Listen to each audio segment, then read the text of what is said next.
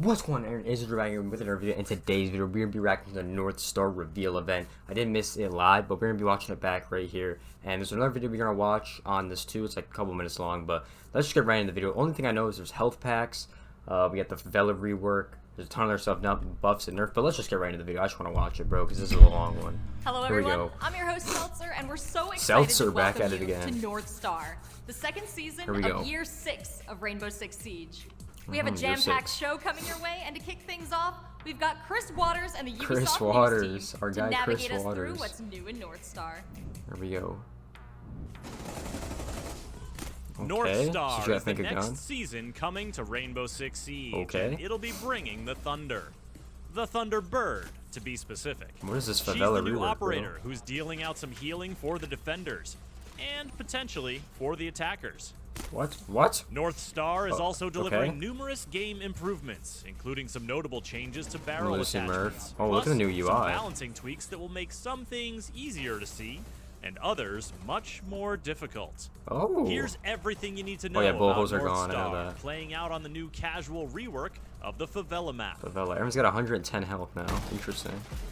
Our new operator is Thunderbird, a speedy He's got defender 120, who I don't hails know. from the Nakota nations of the northern prairies of North America. Armed with the Spear 308 assault rifle, outfitted with NATO sights, that's going to be a good or gun the on SPAS defense. 15 shotgun as her primary, and a sidearm choice of the Q929 pistol or the Bearing 9, she wields her formidable arsenal in conjunction She's a with good her loadout. choice of explosives, impact grenades, or a nitro cell. Yeah, okay, that's a good loadout. That's a good loadout. When it comes to her gadget, well, say hello to the Kona Station. Once Thunderbird deploys one of these devices and it arms itself, it'll shoot a tasty health nugget to the first operator who enters its radius. If multiple defenders are within range, the one with the lowest health gets the juice. Oh, okay. That's kind of cool. The healing works like a shot from Doc's stim pistol. It will restore lost health and even overheal you, but any health above your max HP will appear as blue in your health bar and slowly dissipate over time. Okay, that's pretty interesting. After dispensing a single dose, the station goes on cooldown until the next one is ready. Ah, that's good. Defenders will see a cooldown timer, while attackers can wait to see a cone of blue light that indicates a charge is ready. And their patience could pay off, because a charged Kona station will heal anyone who enters its radius. Alright, that makes it pretty fair defenders. Then. That makes it pretty fair. Using Thatcher's EMP to temporarily disable a Kona station rather than destroying it could earn an attacker a nice little health boost for a post-plant situation. So it behooves Thunderbird to keep tabs on her Kona pretty station interesting, situation. honestly. You can pick them up, okay. And there's one more thing. A Kona station charge can be used by a down but not out operator to get themselves back on their feet. That will be good. The DDNO operator will have to manually trigger the revive, but if used properly and with a little bit of luck, Kona stations can do wonders for defender survivability. So it's like Doc, but it's stationary. Combine one with a deployable shield and Jaeger's ADS to create a tough defensive position.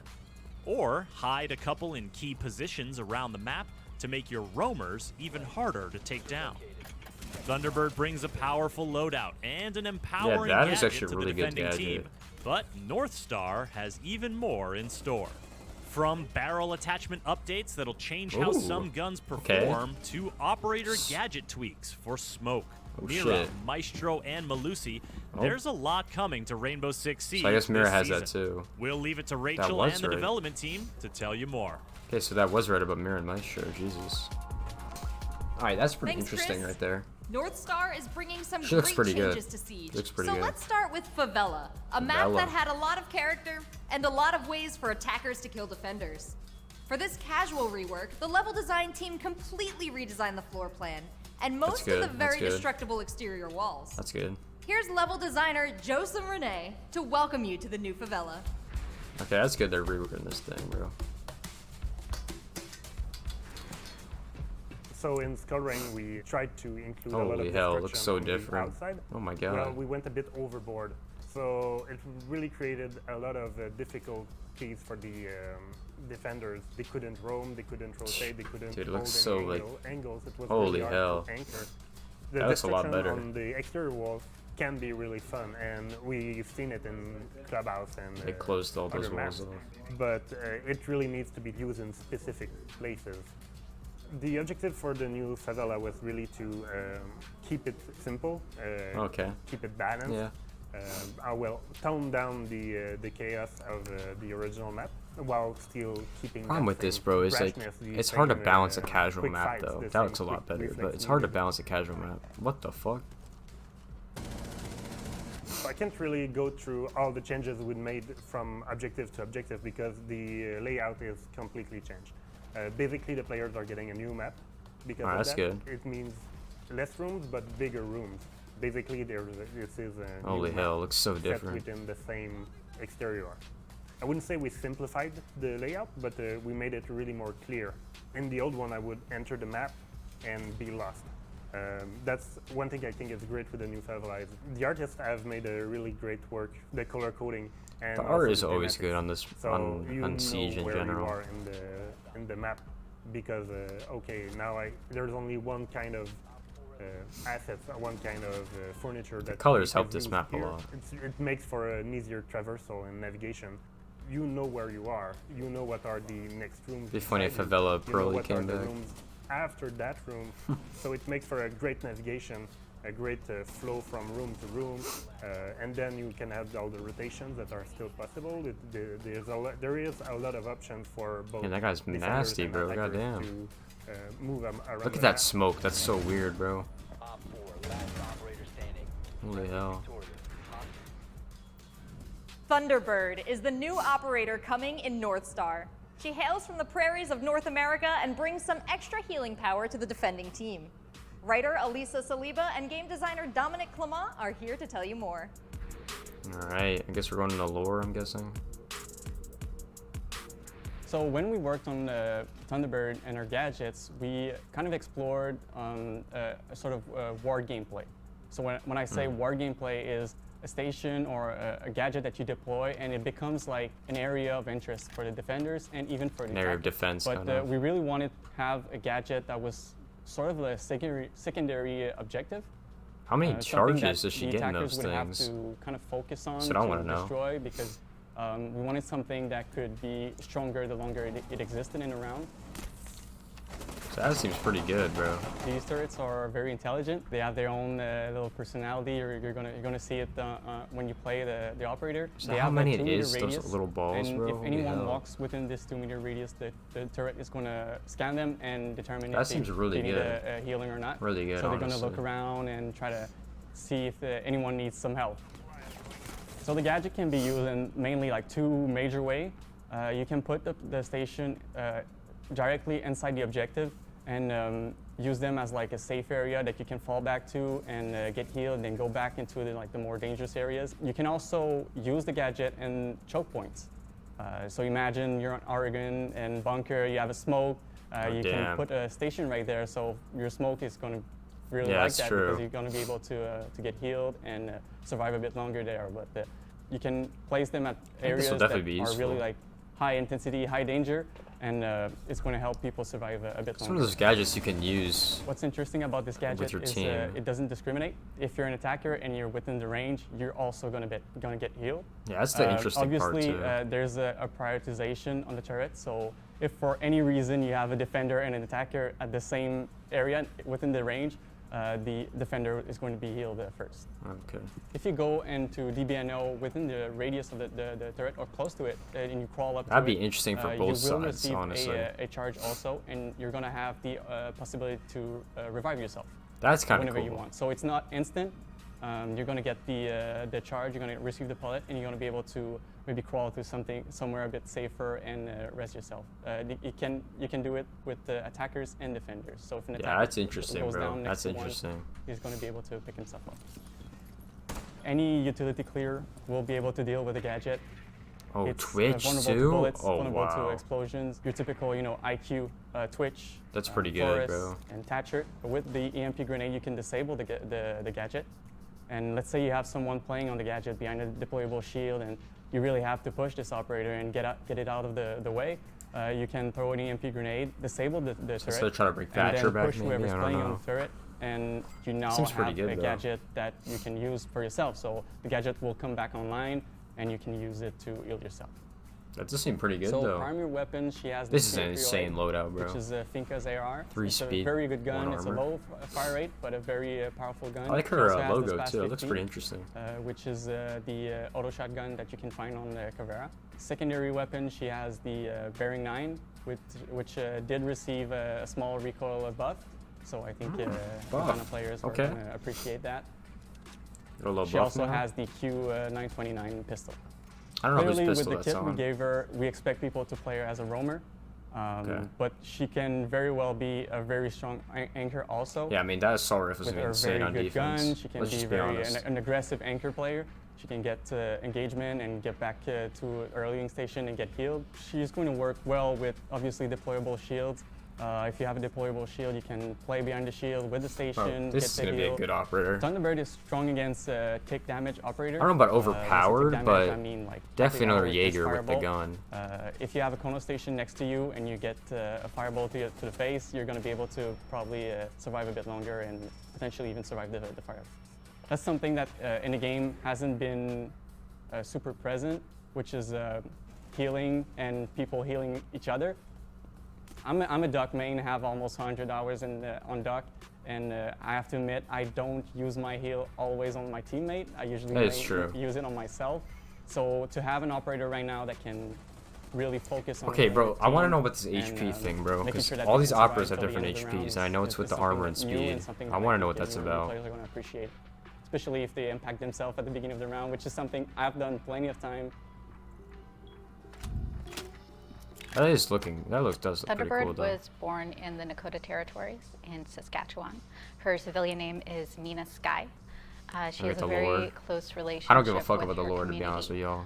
As well as her immediate family, her mother and father instilled. The music kind of hits, though. Nakota values. She's also very close. She does look pretty cool, though. He was the first person to introduce her to a helicopter engine. She learned to take one apart before she ever learned to fly one. Thunderbird is a very proud character.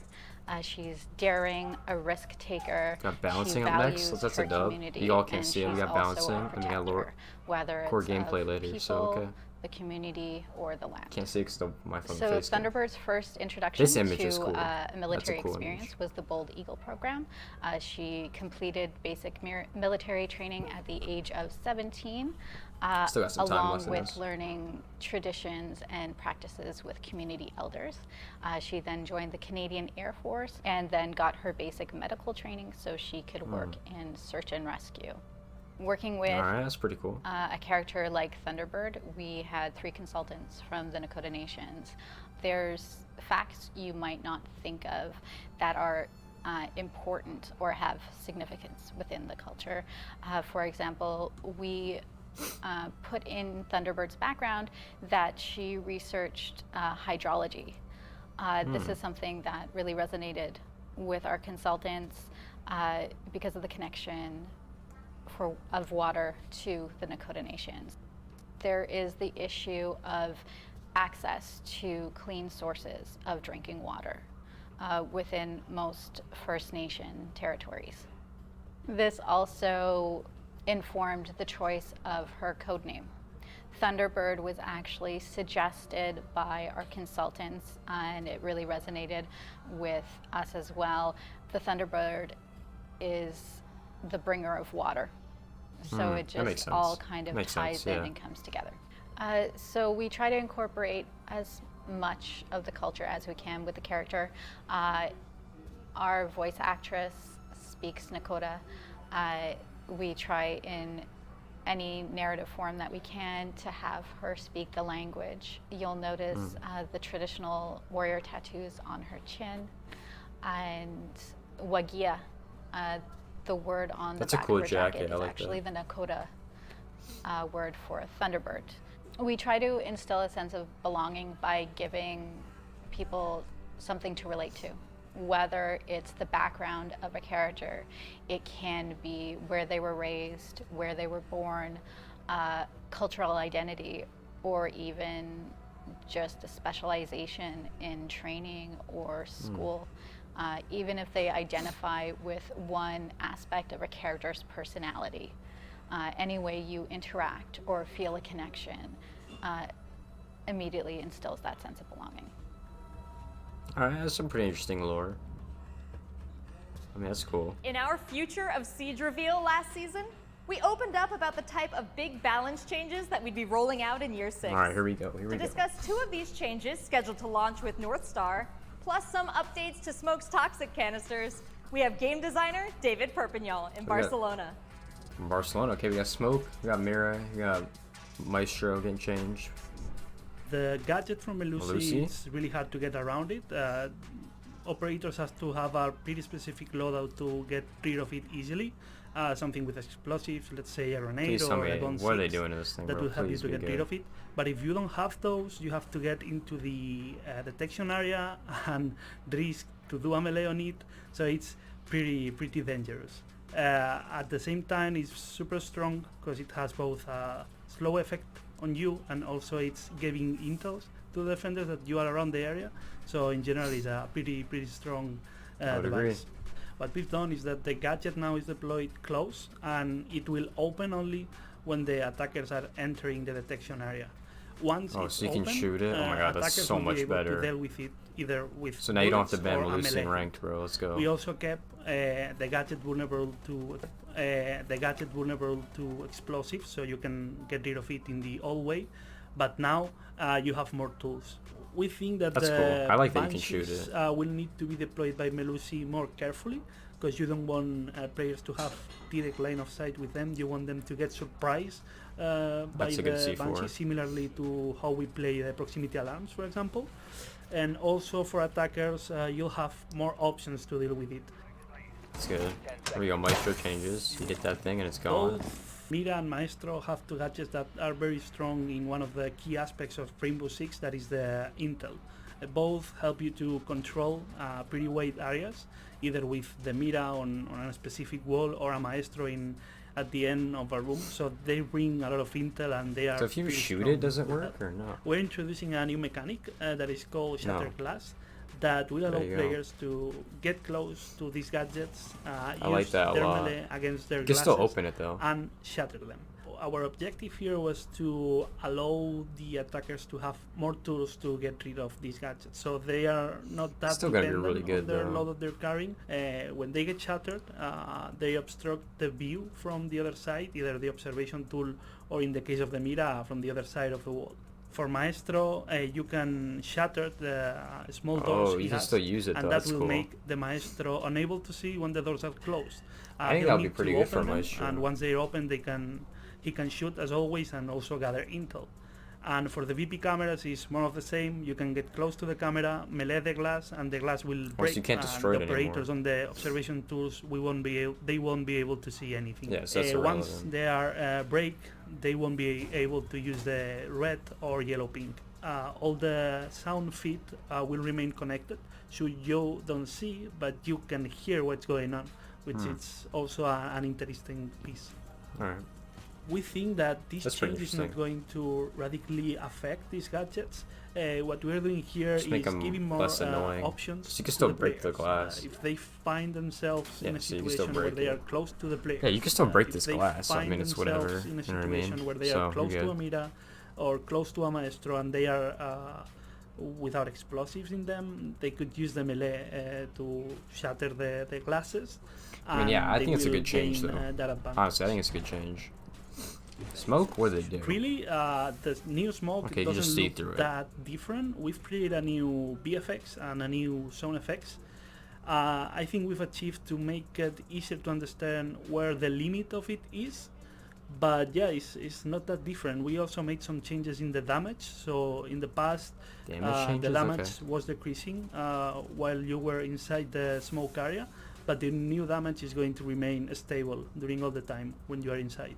Currently, depending on how the canister is placed, the cylinder will deploy in weird ways sometimes, making the gas get through the walls or even the floors and ceilings. You can still get it through the walls. This is used by accident and sometimes is intended, and even some default plans in some maps can be denied with this small glitch. So the coastline one still works. So we've included a new propagation system that is based on the current fire propagation system, What it basically does is that it avoids all the time to get through walls.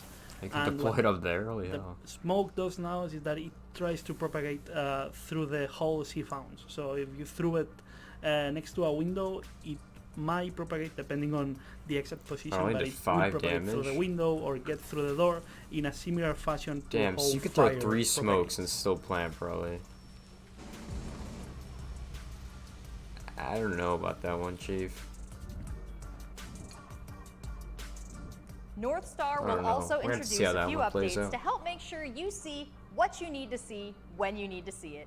For details on some visual changes to bullet holes and eliminated operators, here are user experience designer Sebastian Francois and game designer Mathieu Lacombe. I don't know why they keep changing the operas at the top. Like, you can see if they're dead. I don't know, it's not that hard in my opinion. We've all done this. You enter a room that was thrown and suddenly you die to a wall. Yeah, we're tackling the bullet holes. Today we have people shooting a small 9mm in wall and then try to peek through it. We're tackling this topping to make it more fair on both sides. You will never be able to see from a single bullet hole. So if you drone the room, this is the gameplay that got leaked, by the way. There won't be anyone looking you. You have to melee to get a hole through now. The crumble system doesn't change at all. If you put 3 bullets with a DMR in a wall, it will still destroy the same way. If you're using the shotgun or CSRX to create some destruction, they will work the same. The issue now with the corpse is that they won't be replicated the same way for they just dip? So sometimes line of sight will be available to you, but it won't be available for another one. So that will lead into like very unfair situations where you're going to take decisions. So as soon as they die, the body just maybe dips? one of the best ones, just because of the replication. That's kind of cool. It just says their corpse. So the way it's there. going to work now is that when an operator dies, the body will fall, and just a few seconds later, an icon will just dips. So it's going to be a semi-transparent icon. So it just says who died. That's actually not that bad. I kind of like that. Without the frustration and issues that comes with an actual body.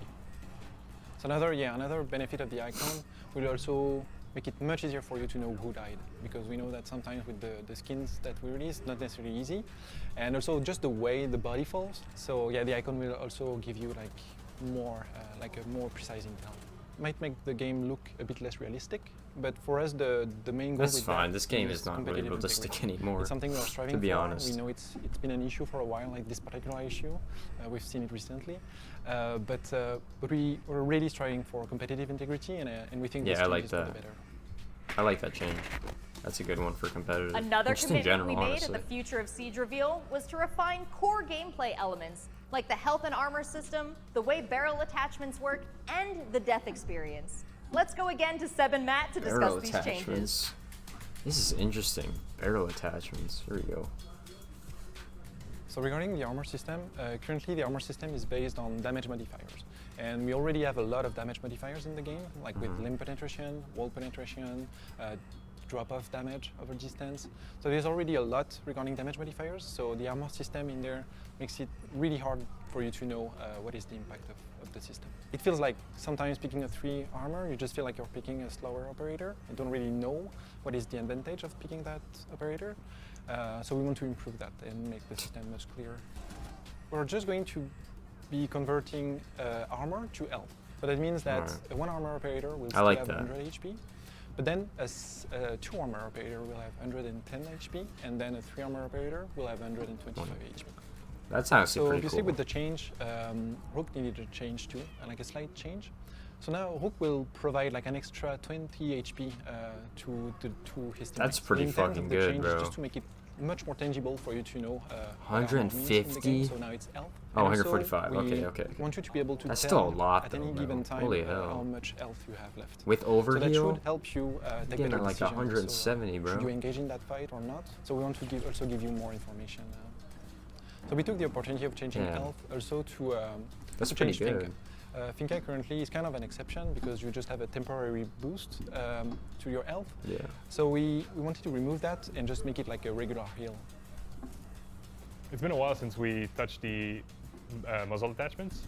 Those are receiving some changes, so they are more clear to the players. When you equip one of them, you will have a better time understanding what they do. Because currently, well, you ask your friends, you ask someone on Twitch what they use, but we want to make sure that the players have the choice, and they know the variety of stuff they do to avoid them. Compensator is mostly changing to really only affect the left and right recoil. So if you're a big fan of the Scorpion but you're missing your shots, that could be a good idea to equip left and right recoil. Okay. If you have a hard time with left and right recoil, this is the attachment you want to use now. For the flash hider, now it's only affecting the hop time. So this means that if a gun kicks too high too quickly for you, you will be looking at the flash hider. So this leaves us with three main attachments that are vastly different. We have the muzzle brake that recenters your shot more quickly, the flash hider that helps you not go too high too fast, and the compensator that helps you with the left and right. That's really good, honestly. We are not changing the VFX or the fire that comes out of the barrel. Everything will be feelable. I mean, you will equip this one over the other one and you will notice a difference. Oh, that's the goal. I mean, if you're good, you won't, because you're nasty. So what we wanted to achieve with the new death sequence is making it much easier to understand for you how you died. That's something this very, actually very looks important really fucking because nice. Many things can happen. You can get shot through a wall, you can die to a gadget that you never saw. So it's really, really important. And we also want to keep you in the break the flow. Like you died, it's okay. Go into your observation tools and keep collapse. So this death thing is pretty interesting in my opinion. When you die, the camera will go out of your operator's body. And it will be focusing on whatever killed you. So it can be an operator, a gadget. That's going to be the first phase. The second phase is the replay phase. So now there's not a lot of changes to that. It's just going to be the replay showing you how you died. Okay. So you won't be stuck in the death sequence as you were before. You will be able to skip all the phases before. So you will be able to go as fast as you want into the support phase. One of the intention of reworking the death sequence was to also keep you in the action. And that makes total sense also with the gameplay after death that you are trying to introduce. He just died. Yes. So the idea is just you died, it's okay. Now you just transition as fast as you can into your observation tools and keep playing, keep helping your team win the round. Nah, no, I don't like that. You're fucking dead, bro. What? One of the biggest updates in the works for Siege is That's a terrible gameplay after change. death, which introduces the ability to control drones and gadgets after you die. This is still in development and is not launching with North Star, but we are bringing it to the test server, and we want your feedback. To tell you more about one of the most impactful features for the future of Siege, please welcome Game Director Aurélie Debont. Bro, if you're dead, you can't do anything. That's how it works. If I die, I can't fucking make this video. Like, what? Like, you know what I mean? Like, what the hell? I think the test server, it's the environment for the player to experiment the feature and to give feedback on this feature. And this will be very helpful for the team to adapt and readjust. In attack side and defender side, we have added in attack side and defender side, we have added some gameplay elements. So for players after their operator side dead. For attack side, dead players can control and move their own drone. So, and just to be clear, you cannot control the drones of another player. Also, we added some feedbacks. When the owner dies, automatically on the regular drones, and it's only on regular drones, antennas are deployed on the drones. So antennas are deployed on the What on am the I drones. watching? So What the player fuck? can know if the drone is controlled by a dead player or by an alive player. That defeats the whole ability of the observation tools can be used. That's so overpowered. So that what the fuck? A dead player who plays 0, for example, can use the laser from the Argus camera. On defender side, nah, Echo, bro, that's not Maestro, it. That's not can it, bro. control and use their ability after this. No. Also, we have added some new tools to counter attacker drones. So we have reworked the bulletproof camera. So now you can rotate the camera from it and now? shoot an UMP dart to disable attacker electronic gadgets. The first player inside the camera can use the ability to shoot. So there is no notion of ownership as we have with I don't know what the fuck they were because doing. It's a secondary gadget. So this will help defenders to deny drones. That's not bad, but the other thing, bro, like drone counter. So the drone counter is only displayed for defenders. That's a cool buff, to I'll be help honest. them to track the I like that it number says that in the of corner. That's regular pretty drones, cool. their team has destroyed. So you don't have to count it anymore. So This is to encourage defenders to be aware of the importance of destroying drones, especially in the context where dead player can focus on droning them out. So I'm very excited by this new feature because you can still have an impact on the outcome of the round even after your death. You can still help your team. That is so dumb. We are aware that gameplay after death will affect the whole game balance, especially how the fuck for is that game balancing? Whose abilities how is that game balancing? Around observational tools, and we have started to work on this. So, for example, the fact now you can shatter the glass of hope the that does not come to the full game. With a melee to deny the vision is a good example. And that we is have just also so stupid. some other plane, like Bro, we are working to explore a new secondary gadget around denied information, for example. And the most important aspect we want to be sure before releasing this feature that it's never a valid strategy to take careless fights early in the round and not care about dying. So even if the change means that dying will be a bit less punishing than it's been before, but we still want it to be very punishing. But as you know, balance a live game is without end. And bro, if you die, no shit should be punishing. You're fucking dead. Like, what? Thank you all for watching our reveal of North Star. The test server will be going live on Tuesday, May 25th, and we hope to see you there. It's a dub. Tuesday. Now, for one last reveal, a realistic Hibana figurine inspired by the game. This highly detailed figurine comes with a unique code to unlock an exclusive weapon skin and is now available for pre-order. Thank you for watching, we'll see you on the test server. I mean, that was a cool reveal. Test server's live the 25th. I mean, if you guys did enjoy this video, I mean, make sure to like, comment, subscribe. I mean, I'll see you guys in the next video. Peace out.